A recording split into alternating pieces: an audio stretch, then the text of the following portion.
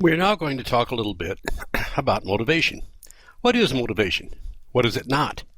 Teachers often have a problem understanding the boundaries of motivation.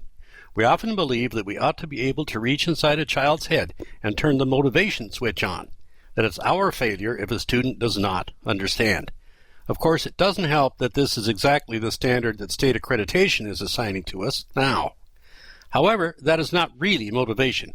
No one can do this. At some point, the child's own motivation must take over.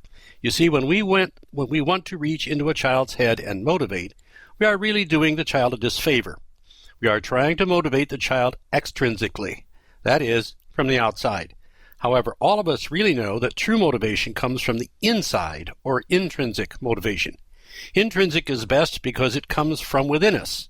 It's truly what we want.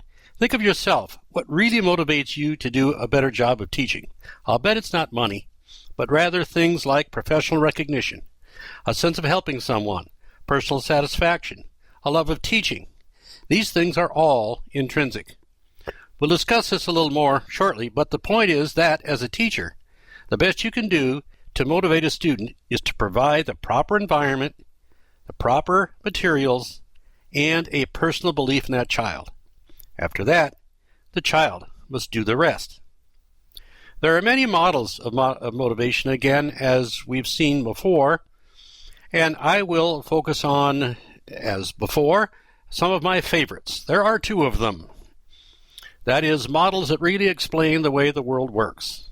And these are Maslow's hierarchy and Hertzberg's motivation hygiene factor, both of which are on your final exam. Maslow's theory has been around, it seems, forever, but has not lost its effectiveness. As you can see in the book, it consists of 5 stages that one must pass through in order to achieve true self-awareness. The thing is, one cannot arrive at the top without going through the levels lower down.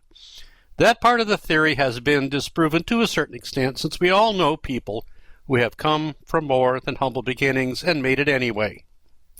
However, the model is still a useful one. It tells us that we must have essential support at lower levels, or else we may never achieve self-fulfillment. We need food, security, safety, a positive environment.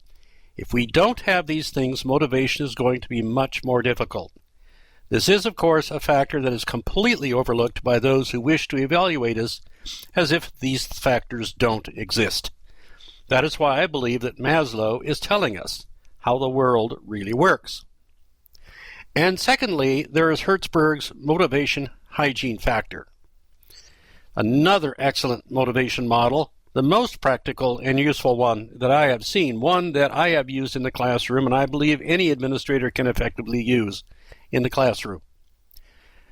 Hertzberg researched motivation in teachers and discovered that motivation is intrinsic, not extrinsic. You can see by the chart that he discovered that those things which do not motivate us but could cause us dissatisfaction are what he calls hygiene factors, and were such things as salary. Having more salary would not necessarily motivate us to be better teachers, but not having an adequate salary could dissatisfy us.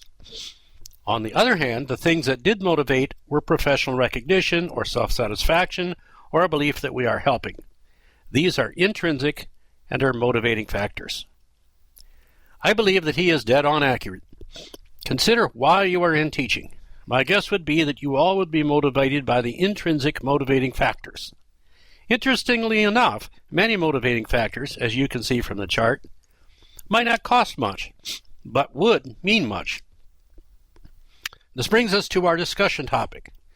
We will do this the same way we have been doing it with the same group of 5. You are a new principal in a school with low teacher motivation. How would you go about creating intrinsic motivation for your teachers in order to raise morale and in such a way that there would be little or no cost?